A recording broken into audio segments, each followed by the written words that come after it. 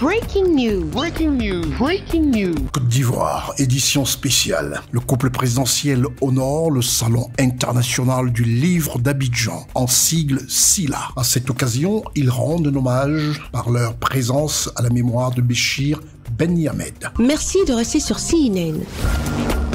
Breaking news. Breaking news.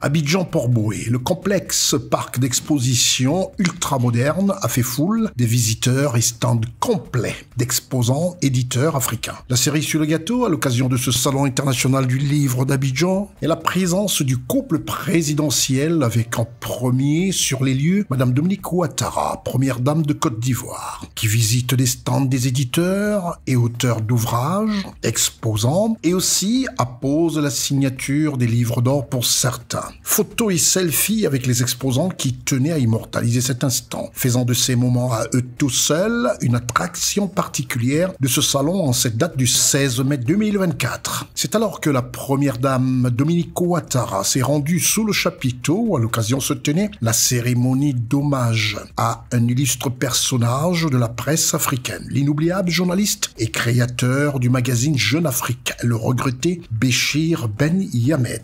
La présence des diplomates à l'instar de l'ambassadeur de France en Côte d'Ivoire, des grands et jeunes littéraires et écrivains africains.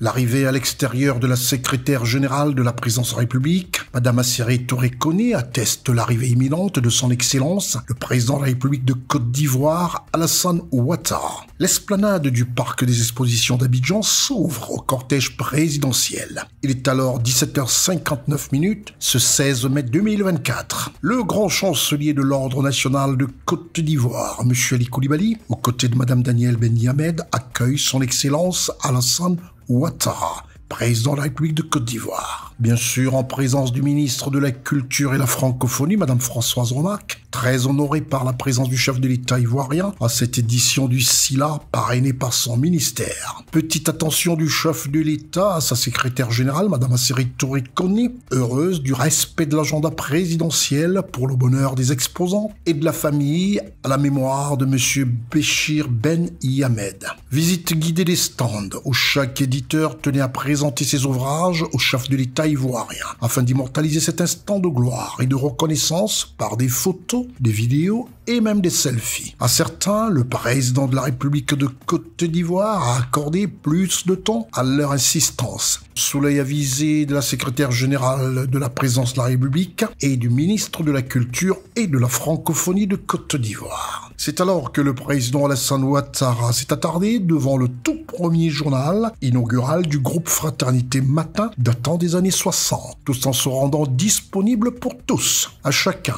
le chef de l'État a eu une phrase d'encouragement, des félicitations et même des compliments dans l'exercice de leur métier au quotidien, voire même dans leur accoutrement. Tous les visages radieux suivaient du regard le chef de l'État qui, dans cette visite des stands, se dirigeait vers l'espace réservé à la cérémonie d'hommage à Monsieur Béchir Ben Yamed, un ami de très longue date. Accueilli à l'entrée par sa tendre épouse Madame Dominique Ouattara, première dame de Côte d'Ivoire, puis salutations des autorités politiques dans la salle, hommes de lettres et de culture, à l'exemple de l'ambassadeur de Côte d'Ivoire en France, Monsieur Maurice Kwaku Bandama.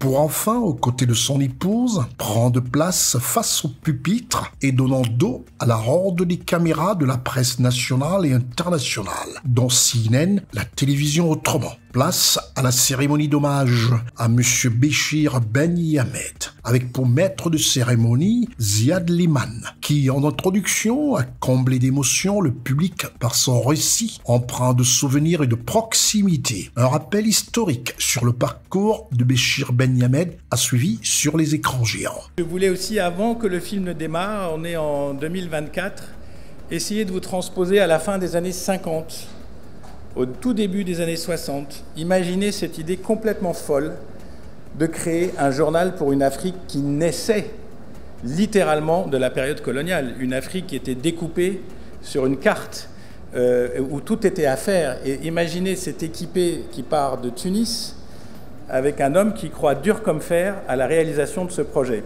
Invité sur le pupitre, le très brillant journaliste de carrière, devenu grand chancelier de l'Ordre national de la République de Côte d'Ivoire, M. Ali Koulibaly. Évoquer la mémoire d'un homme qui a dominé tant d'années la presse francophone par sa stature n'est pas un exercice aisé.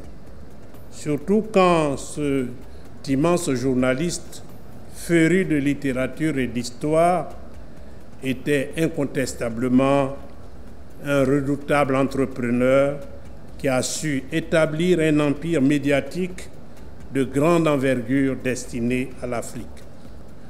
N'ayant pas officié à Jeune Afrique, l'hebdomadaire indépendant le plus lu et le plus influent sur notre continent, au nord comme au sud, je ne suis pas la personne indiquée pour parler de Béchir, comme l'appelaient ses collaborateurs dans une familiarité respectueuse. Ensuite, ce fut au tour du ministre de la Culture et de la Francophonie de Côte d'Ivoire, Madame Françoise Romarque, de prendre la parole. J'ai encore en mémoire la une de l'hebdomadaire du 14 au 20 novembre 1980, et je cite, dont le titre était « Le Premier ministre en Côte d'Ivoire, pourquoi Houphouët a choisi Ouattara ».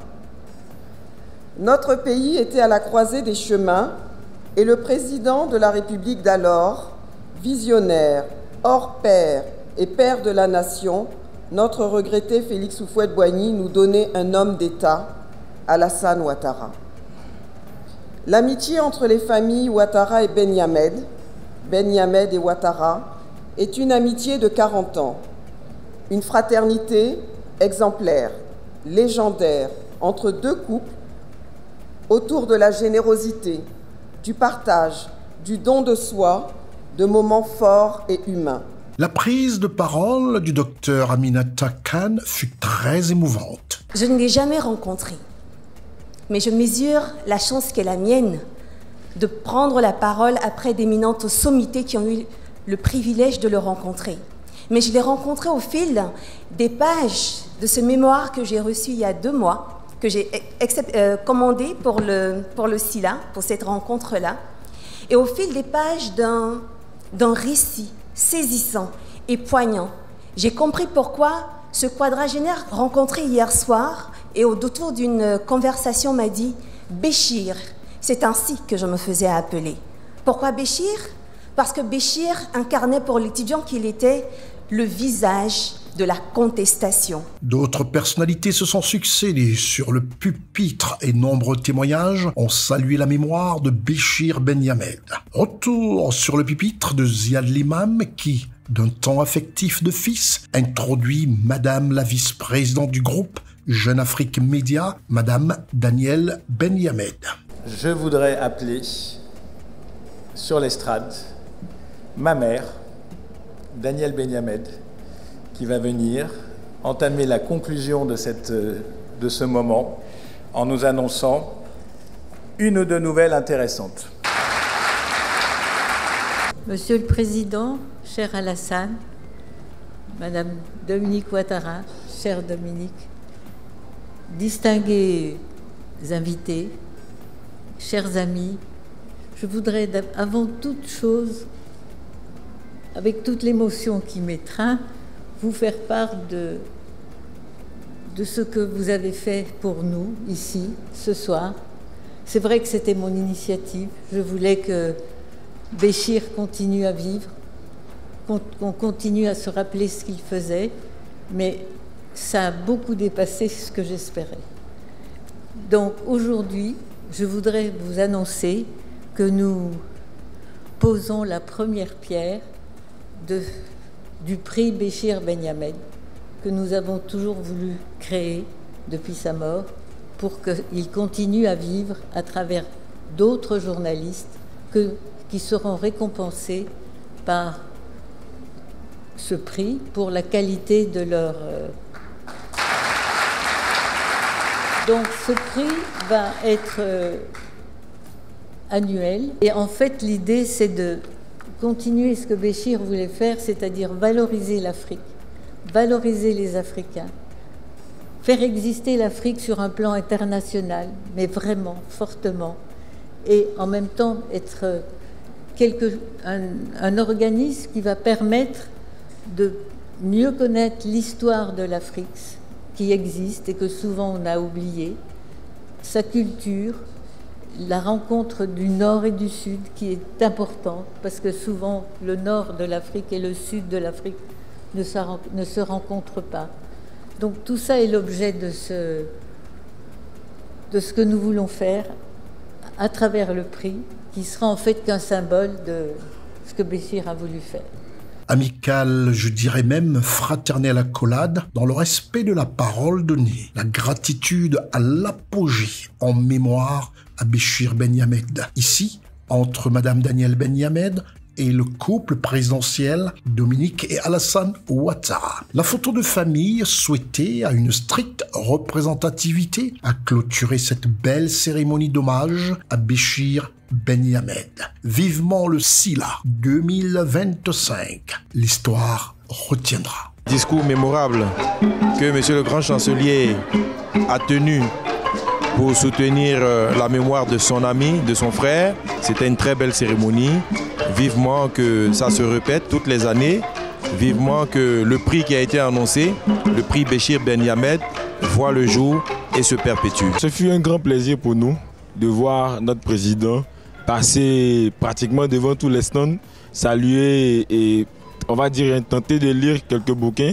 Voilà, ça nous a fait vraiment plaisir. C'est vraiment chaud. Donc on peut dire que cette édition d'ici là est en train de réussir le pari.